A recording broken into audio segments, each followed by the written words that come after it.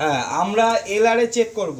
এলআরএ দিয়ে আমরা কি করা যায়, এসি হচ্ছে এসি কম্প্রেসার কত টন এসি সেটা আমরা বুঝতে পারবো। কম্প্রেসারই তো মেন। কম্প্রেসারের গায়ে দেখবে এলআরএ লেখা আছে, দেখো এদিকে নিয়ে আসো, এই দেখো এলআরএ লক রোটেট অ্যাম্পিয়ার লেখা আছে তো। হ্যাঁ, কত আছে 28.0। কি গ্যাস এটা, R22 চলবে, R22 গ্যাস, তাই তো। এবার এটা কত 220 থেকে 240 ভোল্ট 50 হার্জ, মানে এটা সিঙ্গেল ফেজ। এটা সিঙ্গেল ফেজ, 3 ফেজ না কিন্তু। সিঙ্গেল ফেজের কম্প্রেসার এটা R22 গ্যাস নেবে। এলআরএ 28.0 এলআরএ, এটাকে কটন, আমরা জানি না কটন, দেখো কোথাও লেখা উঠে গেছে, দেখো আমাকে দিয়ে দেখাও। ইনডোরের গায়ে লেখা থাকে কটনের এসি, আউটডোরের গায়ে লেখা থাকে কটনের এসি, ঠিক আছে। এবার কত অ্যাম্পিয়ার লেখা থাকে, কিন্তু কোনো কেউ যদি মানে সব জায়গায় উঠে যায়, কম্প্রেসারে একমাত্র ঢোকা থাকে, এইটা হচ্ছে সেফটি লাস্ট, এর গায়ে লেখা থাকবে। এই যে স্টিকার যেখানে দেখাও, এই যে স্টিকার, এই স্টিকারটা মোছে না, ঠিক আছে। তাহলে এই এলআরএ দিয়ে আমরা কটনের এসি বুঝতে পারবো, ঠিক আছে। এবার কি একটা নিয়ম আছে যে কটনের এসি, এটা এলআরএ কটন মানে কত লেখা আছে 28.0 আমার এলআরএ ভাগ মানে ডিভাইডেড 36 দিয়ে ডিভাইডেড করবে, 28.0, এই যে 28.0 এখানে দেখাও, এই 28.0 আছে, আর এখানে আমি 28.0 করেছি, ভাগ মানে ডিভাইডেড বাই 36, চলে এসছে কত 0.77। তাহলে এটা 0.75 কম্প্রেসার, এটা তাহলে 0.75 কম্প্রেসার বা 0.8 কাছাকাছি কম্প্রেসার, ঠিক আছে।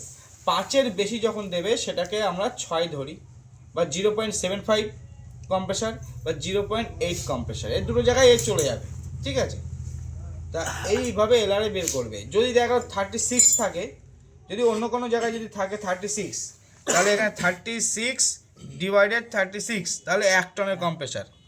দেখা গেল এখানে 42 ডিভাইডেড 36, 1.16 টনের কম্প্রেসার, বা 72 ডিভাইডেড 36, 2 টনের কম্প্রেসার, ঠিক আছে।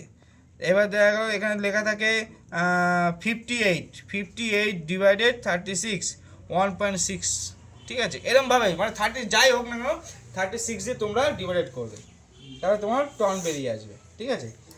আর দেখা গেলো এখানে R22 গ্যাস আছে, তুমি এখানে কিন্তু R22 বাদ দিয়ে কোনো অন্য কোনো গ্যাস দিতে পারবে না।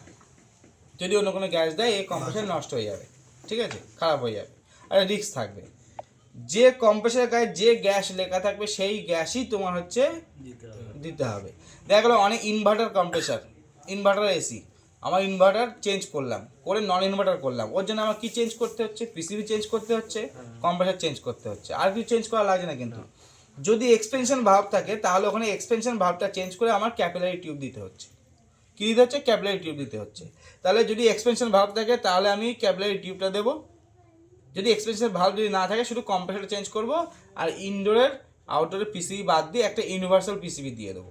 বা যে কোম্পানির আমি যদি পিসিবি পাই নতুন বা পুরনো, যে ভালো আছে রানিং আছে, তাহলে সেই কোম্পানির পিসিবি লাগিয়ে দিলাম, দিলে কি ফিনিশিং হবে। ইউনিভার্সাল করলে কি ইউনিভার্সাল ডিসপ্লে একটা এক্সট্রা থাকবে, ঠিক আছে। আর ইউনিভার্সাল পিসিবি উইন্ডো এসিতেও লাগে আর স্প্লিট এসিতেও লাগে, ঠিক আছে। ইউনিভার্সাল যে পিসিবি নন ইনভার্টার যেটা পাওয়া যায়, তা সেইগুলো যদি করি আমি, দেখা গেলো ক্যাপিলারি টিউব আছে, এক্সপেনশন ভাল্ব নেই, তাহলে শুধু কম্প্রেসার চেঞ্জ করছি। দেখা লেখা আছে 32 ইনভার্টার এসি, 32 কম্প্রেসার ইনভার্টার, আর 410 এর কম্প্রেসার ইনভার্টার, সেই দুটো বাদ দিয়ে আমি 22 নন ইনভার্টার করে দিলাম, বা 32 আমি নন ইনভার্টার কম্প্রেসার লাগালাম।